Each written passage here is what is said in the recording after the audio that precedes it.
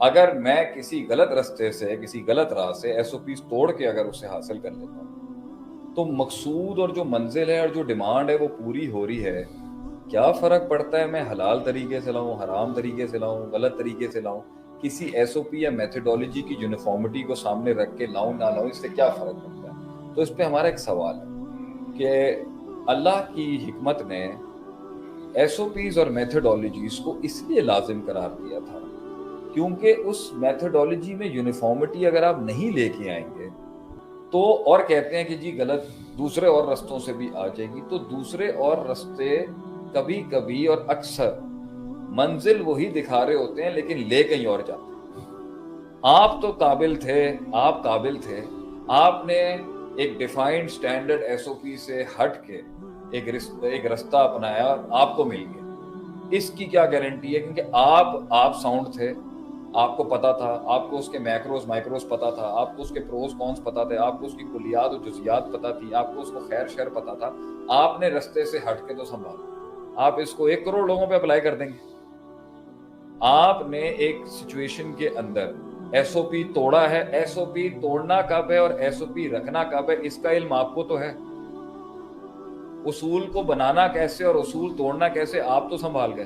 اس کی کیا گارنٹی ہے کہ آپ نے سب کے اندر وہ علم ڈالا ہوا ہے, آپ نے سب کے اندر وہ خیر شر کے موازنے, وہ حکمت اور وہ ڈیپتھ ڈالی ہوئی ہے کہ وہ بھی جو من چاہے رستے سے جائیں گے تو وہ بھی وہیں پہنچیں گے, اور چاہیں گے تو لوگوں کے حق تلف نہیں کریں گے, اور چاہیں گے تو پوری آئیڈیالوجی اور نظریے کی جو ہے نا تباہی نہیں کر دیں گے. اس لیے تو بدعت حرام ہے. صحیح.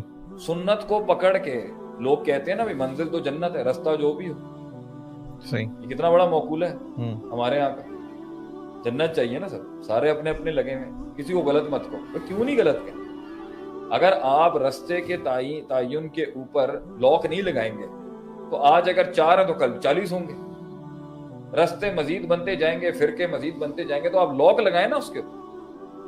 اگر آپ میتھڈالوجی کا لاک نہیں لگاتے سنت نبی صلی اللہ علیہ وسلم کے ساتھ, تو پھر تو بھائی میں نے اللہ کو راضی کرنا ہے نا, میں کسی طریقے سے بھی کر لوں, میں کنویں میں الٹا لٹک کے کر لوں, میری مرضی.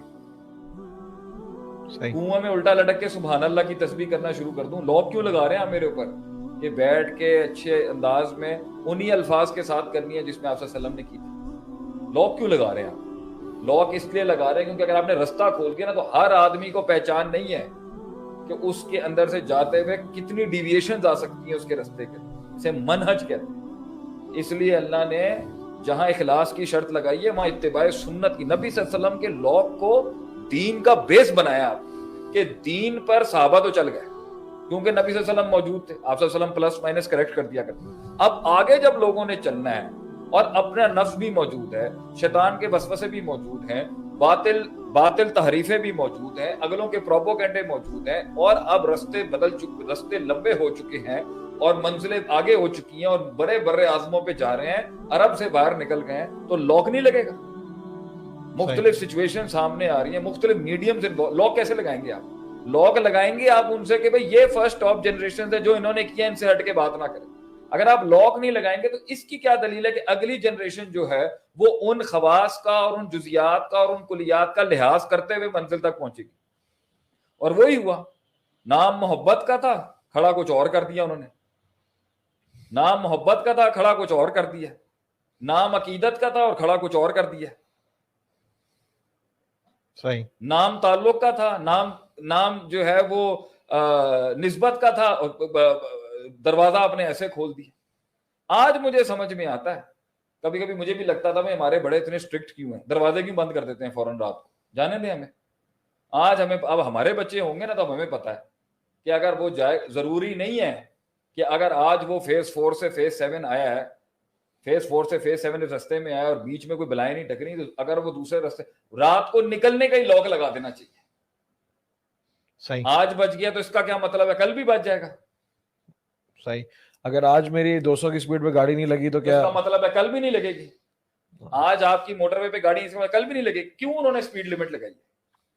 کیونکہ انہوں نے دیکھا ہے کہ اس لمٹ تک کے اوپر کولیٹرل ڈیمیج اتنا کم ہوگا, اس لمٹ پر انسانی جان بچائی جا سکتی ہے, مالی نقصان چاہے کچھ بھی ہو جائے. اس لیے سنت کا لاک لگایا کہ بھائی اس کے اندر دین کی بیسک کور نہیں کمپرومائز ہوگی, اور وہ بیسک کور تھی توحید, وہ بیسک کور تھی اللہ سے تعلق, وہ بیسک کور تھا نفس پرستی نہیں کرنا. اور بدعت دروازہ ہی نفس پرستی سے کھلتا ہے, کنوینئنس, کمفرٹ زونس. مقصود وہی دکھایا جاتا ہے, لی یہ والی روٹ جاتا ہے. اور پھر اس کے بعد لوگ کہتے ہیں ان کو بدعت کہنے کا نا, ان کو ویسے ہی ان کو شوق لگا ہوتا ہے, بدعت پولیس بنی دی ہے. تو پوائنٹ یہاں پر یہ بھائی بدعت کے اوپر اسٹرانگلی اس لیے آتا ہے کیونکہ لاک لگے گا تو روکیں گے نا اگلے کو, اور جتنا اسٹرکٹ لاک ہوگا اتنی کم چانسز ہیں کہ وہ دوسرے رستوں پہ جا کے کوئی اور نئی چیز گھڑ لے. یہ بھی تو ہو سکتا ہے کہ بھائی میں یہاں سے جا رہا ہوں, وہ وہاں سے جا رہا ہے, وہ بھی اس سے ملتی جلتی منزل پہ پہنچ گیا اور وہ اس کو منزل مان لے, منزل وہی تھی. تو کچھ لوگ ایسے ہوتے ہیں وہ غلط رستوں پہ جانے کے بعد نا غلط منزلوں کو ہی اصل مان لیتے ہیں, اور اصل کہیں کی کہیں رہ جاتی ہے. اور یہی ہوا, اصل کہیں کی کہیں رہ گئی. اور ود سوا یعوق یعوز نصر جو نوح علیہ السلام کے دور کے نیک بزرگ تھے نا, وہ اصل بن گئے, اور اللہ جو تھا وہ سیکنڈری ہو گیا. نعوذ باللہ من ذالک, سبحانہ و تعالیٰ مشرکون.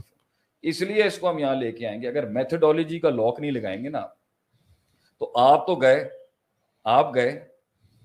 آپ نے جا کے ڈپارٹمنٹ میں کام نکال لیا, ٹھیک ہے, اور اگر آپ نے اس ایس او پی کو فالو نہیں کیا, آپ کا بھائی آئے گا, وہ شاید آپ جیسا مضبوط نہ ہو, وہ کہے گا چلو رشوت دے کے بھی کام نکال لیتا ہوں, کیا ہوتا ہے, ایک اور سلاٹ کھل جائے.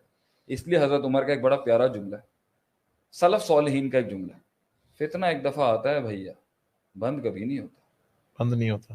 فتنہ بند نہیں ہوتا کبھی, فتنہ دبایا جا سکتا ہے, ختم نہیں کیا جا سکتا. حضرت عمر رضی اللہ عنہ کے بعد جتنے فتنے ہیں, عمر ایک دروازہ ہے جس میں ٹوٹ جائے گا, بند نہیں ہو سکتا. ٹوٹ گیا اس دن فتنے ٹوٹ پڑیں گے. یہی ہوا ہے, فتنے کنٹرول کیے جا سکتے ہیں, فتنے دبائے نہیں جا سکتے. ایبسولوٹ گڈ اسٹیبلش کرنا اٹس نیکسٹ ٹو امپاسبل.